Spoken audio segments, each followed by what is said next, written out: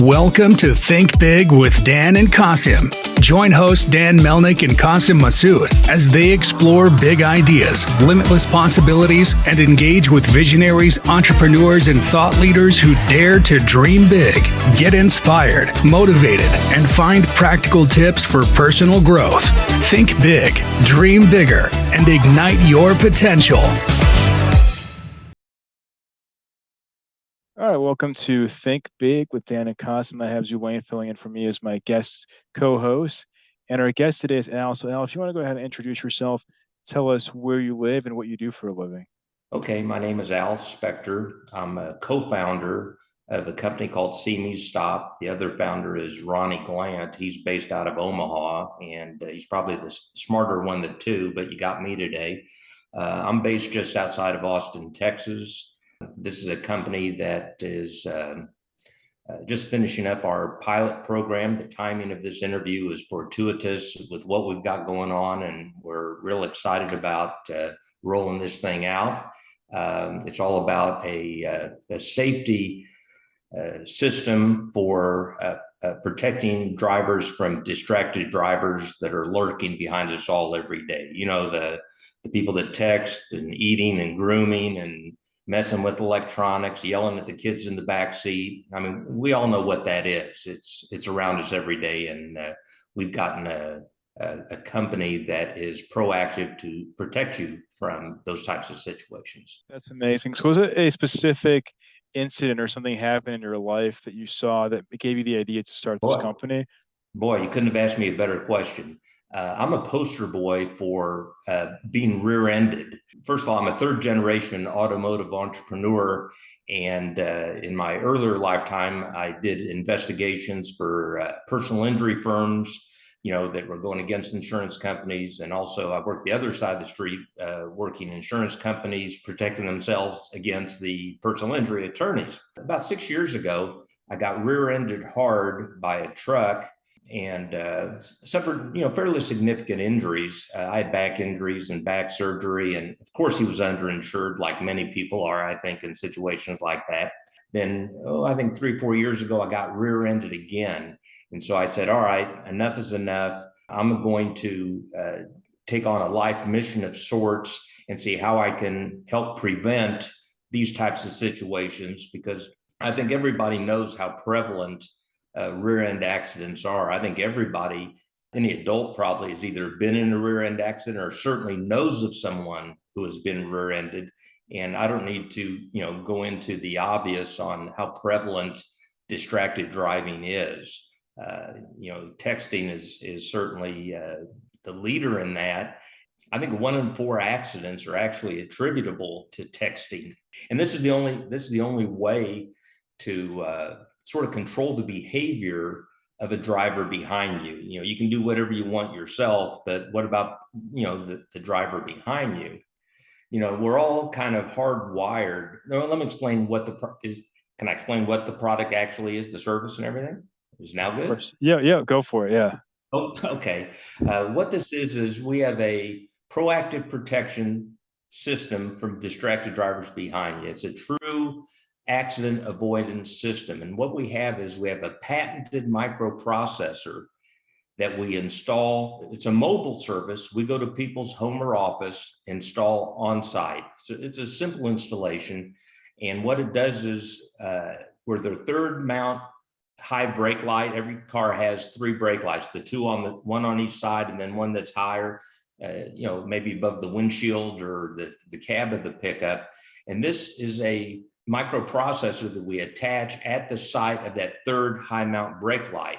What it does is it changes the pattern. When a person hits their brakes or slowing, the center one now pulsates 4 times very quickly and then stays solid. You know, it's an eye catcher. It catches their attention. It resets after 5 seconds, so it doesn't become distracting if you're in stop and go traffic. National statistics on it, which are really pretty astounding, is that, and this is from the National Transportation Safety Bureau, 90% of rear end accidents would be avoided if the trailing vehicle hits their brakes 1 second earlier. 90%. So it's always about, I think in most rear-end accidents, people really hit their brakes before impact. This helps them hit that brake just a tiny bit earlier, and it can avoid the accident. Going down the road of statistics, 69% of people are more likely to see a vehicle with a pulsating third brake light, and it improves reaction time by 50%. So it is measurable. It has been tested. How prevalent are people on their phones with driving? At any given moment, there's 660,000 people on their phone, maybe behind somebody, hopefully not you or me.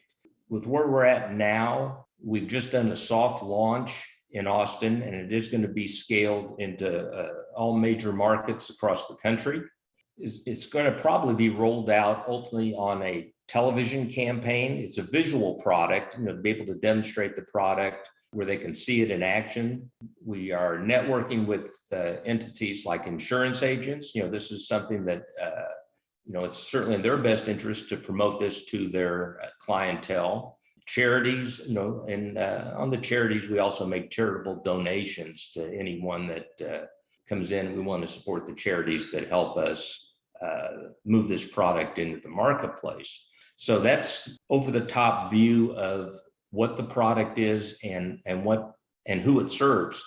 We wanted to get this into the marketplace. There's, I don't know how many millions of cars there are on the road. And I'd say, I don't know if you've ever seen one that has this device on it. It's very uncommon at this point, but our mission is to get it into mainstream America and get as many cars that are equipped with this as possible. Many people buy burglar alarms after they've been burgled. We're trying to say, get this on your car before you get rear-ended. There's, I don't want to say life and death, but in some instances it is. And we just want to, protect people and their families, because there's nothing more important than protecting loved ones from a physical safety perspective.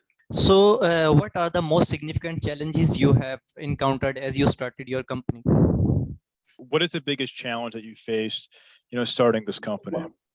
Well, the biggest challenge is educating the public. In other words, this is the type of thing that people have been going in SEO searches, or they're not aware to even go looking for it. So we want to, bring it to their attention. And that's why we want to, through social media, of course, television, networking with a lot of these businesses and entities that, move in these circles. But, it's all about making them aware of something that they don't know about. It's not very common out in the marketplace yet. So education is the biggest issue.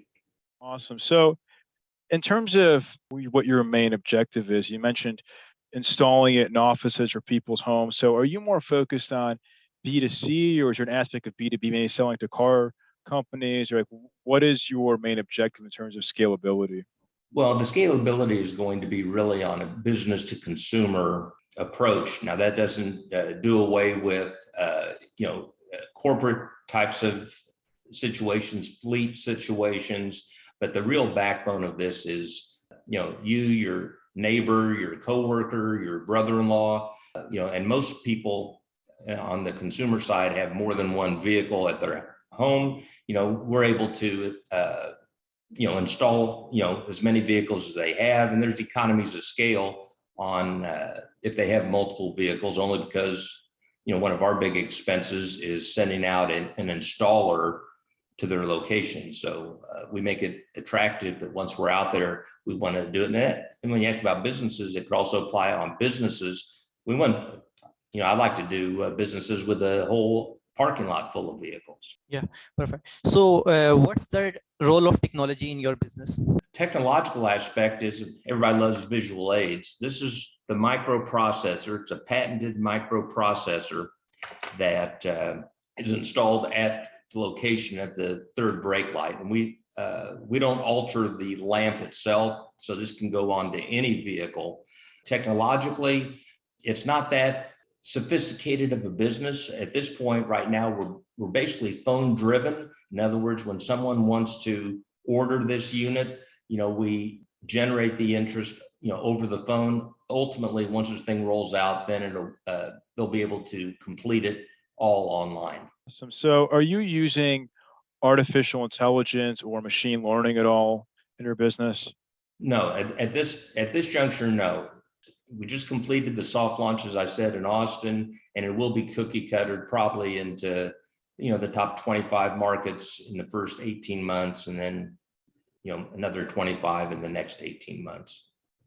So, but do you see use cases for those things, and when it comes to your product, and it comes to even growing, and just in general?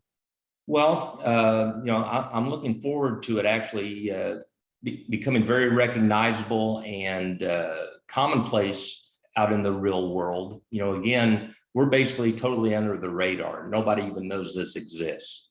So what is your number one strategy? I mean, you mentioned your goal is obviously to get into, the hands of everybody in these large parking lots, or everybody to have it. Like, in terms of marketing, in terms of education, what is your number one strategy in the next few months as you launch, to really get the word out about? I mean, because this product, I mean, it's the use case is very, very clear. I mean, it's 100%, like, everybody can use this. As you said, we've either all been rear-ended, or we know somebody who's been rear-ended. Like, there's no doubt I could put it on my car. But how do you really get the word out, as like outside of Austin, or just in general? Well, hopefully it's going to take on a life of its own when it gets out there, with word of mouth. People see it, their neighbor will say, "What's that?" Or they will proactively, on the word of mouth, if they thought it would help protect their cousin or their neighbor, their mother, father, who wouldn't want this? This is a one-time installation, and there's no ongoing maintenance or cost or anything. Merely have it installed and go about your business, and you're set for life with the vehicle. We want to get it out to the masses as quickly as we can, and that's why we chose television as the primary channel that we want to get it out there. We want people that are watching Keeping Up with the Kardashians to have that pop up on their TV all of a sudden, and I like to think that it resonates with many or most people because, as I said, everyone is aware of how serious of a problem this is. Right. So, in terms of manufacturing, what does that process look like for you? I mean, if somebody, if you sold, 1,000 tomorrow, I mean, could you easily manufacture more? What does that look like for you? Well, these are manufactured in the United States. We are not the manufacturer. We do have the rights to this, and it is a patented product. And as far as scalability, we don't have any issues now or on the horizon of the production of these microprocessors. So, how did you find the right manufacturing partner when you first started? Well, this is there's other products out there that are similar. However, they're not up to federal standard. That's probably what has retarded this getting into the marketplace. The laws are very rigid on things like luminosity and amperage. You cannot have this as a flashing light. It's not a flashing light, it's a pulsating light. It's a question of, with the amperage, how far down does it go, and then how does it come up? And it has to have a certain luminosity and pattern to it. So it's a real limited choice on what product will work on this. Like I said, there are other products out there, but they're not in compliance with federal regulation. So, what did that process look like for you to get the federal regulation, to get all this approval? Because you mentioned the other products are not approved, but obviously, I'm sure it took a lot of time to go through these motions and these steps to get the approval. Well, in actuality, the product has been sold through new car dealerships on a limited basis. They install it on new cars. And what we're doing is we're taking, so the heavy lifting was already completed before we came on board with this. What we did is we are taking that model and saying, we want to get it out to the general public as opposed to people that are buying a new car. I mean, it's such a small percentage of the population. We want to get it on every car everywhere. You're just asking about your top priorities in the next 3 to 6 months. Well, the top priorities is to finish out the rollout from Austin, Texas, hopefully get the kinks out of it, get the thing running like a well-oiled machine. And then, as I said, it'll be cookie cuttered into other markets, probably since it's based out of Austin, Texas. We'll probably go to Dallas, Houston, San Antonio, and it'll radiate out from there into the markets. In each market, we have installers. So it's all going to be somewhat of a virtual business based out of Austin. And we'll have installers in all these markets. Expansion will be relatively easy because we don't have to have a physical presence in these markets. That's what the 3-month to 6-month plan is. So what is the one biggest piece of advice that you wish you knew before you started this company?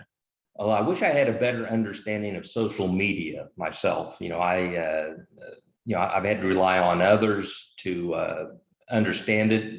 It's all a question of getting the messaging out, getting the visibility of the product out there. Once people see it, understand what it is that this product and service provides, everyone, once they see it, know that they understand what it is and how it will serve them. That makes sense. So if we're going to have this conversation again in 1 year from now, where do you expect things to go for your business? Well, I'm a pretty optimistic guy, and if my hypothesis is correct on what the early returns are, I think I'll be in a lot more markets. Hopefully we'll be able to automate some of the early systems that we have. I'd say this is a sky's the limit kind of thing. As far as how many cars are on the road, how many people have need of this, it's at a price point that I don't think that many people will find it prohibitive. So, coming to a driveway near you. Awesome. So if somebody wanted to reach out to you to find your business, do you mind sharing your website or the best way to get in contact with you? It's called See Me Stop, and that's SEEME Stop, SeeMeStop.com.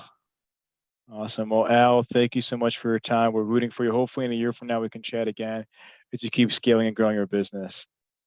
Well, I appreciate it. And I look forward to the next conversation. We can see where things have developed. Great. Thank you so much. Thanks, fellas. All right. Bye.